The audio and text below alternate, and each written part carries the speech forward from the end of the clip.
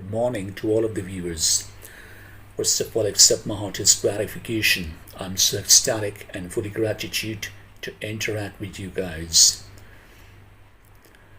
I was thinking what I'm supposed to talk about today, and I decided to talk something spontaneously and some heartly conversation with you guys, and let's talk about God.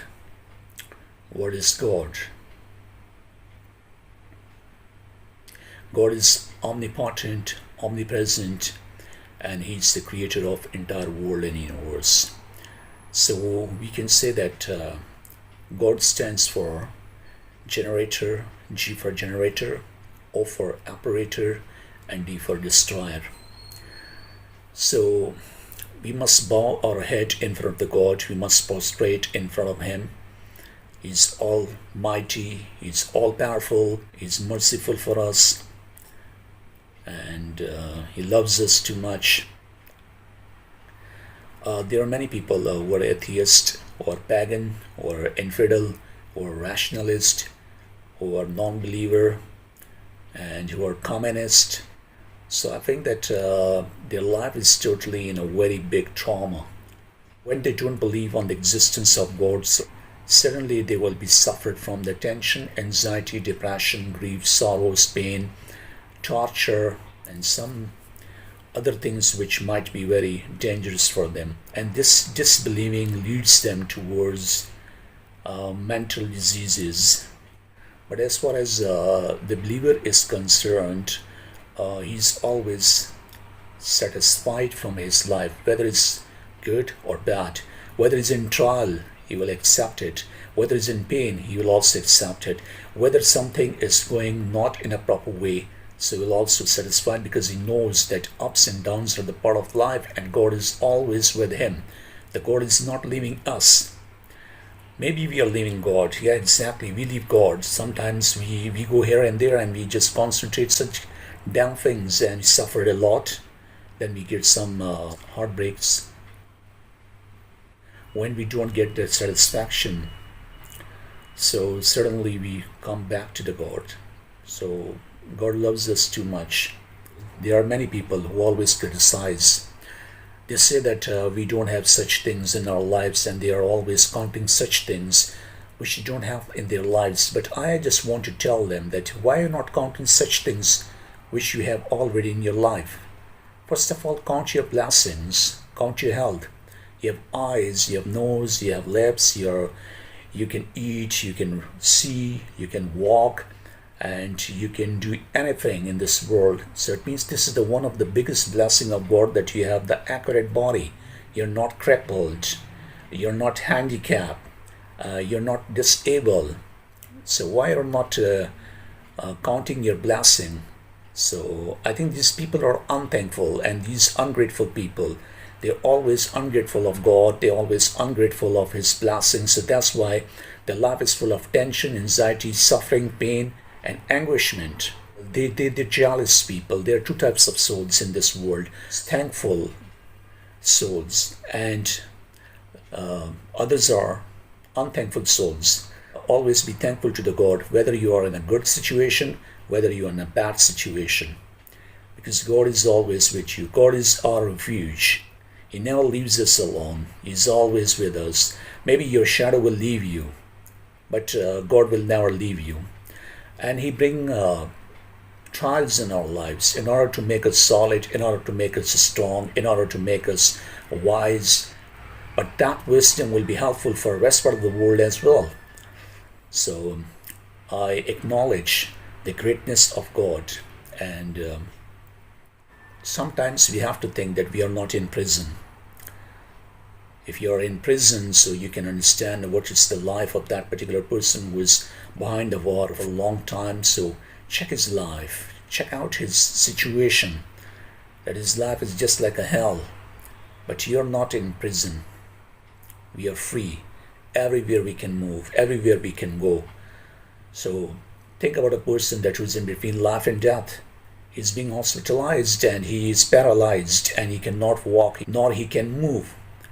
So check his situation, and then you feel yourself that my life is having a lot of blessings. Check a person who is in a warlike situation, like there's a Syria, there's a Damascus, Palestine, Kashmir, different countries is suffered from the war, like Afghanistan. So check about their situation, that they are fighting for their freedom, but there's no freedom for them, and how easily you're spending your life. You have a lot of liberty. Your life is free. No one is just asking. You're not answerable to any question. You're living a free life.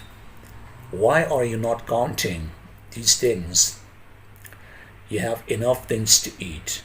You have enough things to drink. You have a good job. You have a house. You have a good livelihood. You have the good livelihood. And you can help to the people. You must count your blessings. There are many people that they have the scarcity of different things. They are not able to fulfill their fundamental requirements and needs of their life. Many people are jobless. Many people don't have the purchasing power for their family, for their loved ones. Many people are begging. But as far as we are concerned, we are lucky people, but we are considering ourselves unlucky. So try to understand the pain of others. You have many blessings in your life, but you are still unhappy.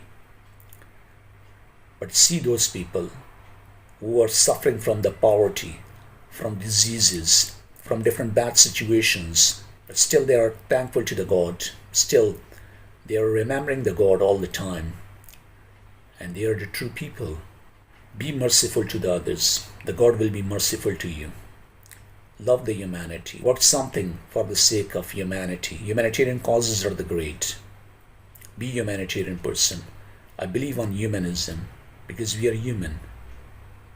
And humanity is the best thing in this world. Do some charity, do some alms, do some philanthropical work for the others. I've seen a lot of people, they are having a very good life, but still they are not helping to the poor people. They're not helping those people who suffer from the poverty. So I think that we must be having the realization, realize it, feel it, that if you are hungry from a couple of days, what will be your condition? So always be humanitarian for others. And never show off such things. I've seen many people, they are helping those people that who will advertise for them. Help those people to whom you don't know. And that's the true help. Don't do all work for the publicity. And be merciful.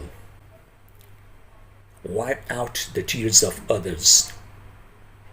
Listen to sorrows, griefs, pain, hardship of others. Try to take them out from that. Give them moral support if you cannot give them money. But at least sit with them, listen their problems, give them solutions. If you solve other people's problem, your life will be never into the hardship. You'll be never have the obstacles in your life, because God will remove all the obstacles, because you are eliminating these kind of the obstacles from other people's life as well. So that's why I'm saying to you, be selfless. God is also selfless. And selflessly, He's giving each and everything to us. And once you get the quality of selflessness, obviously, that you will touch the quality of God, and God will always connect it with you. Give some placement of nature into your heart. Connect to the world, connect to the universe, connect to the people. Involve yourself into the spiritual work, into the spirituality. In the spiritual world, you will have a lot of miraculous events. And these will give you a lot of calmness. Your soul will be light. You'll get the light as well. You will not be overburdened. Helping hands are always great. Snatching hands are not good. Because if you're snatching other people's joy, other people's property, other people's good and stuff, anything which you will snatch from others, from the broken heart, from deserving persons, so you will be in a big torment. Your life will be full of hell, and people will make your life like a burning hell. Because God is never stand with the oppressor. God always stands for the innocent people. Our God is so powerful, so great, so merciful. I know people do perversion in your life. They disseminate you. They put the wrong allegations on you. They torture you.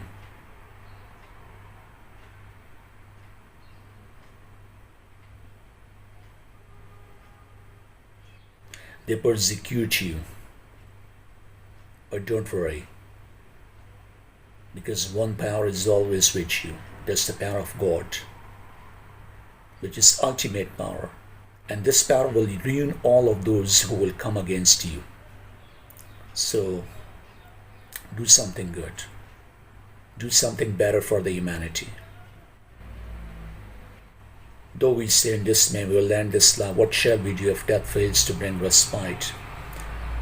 Never ever be fed up from your life,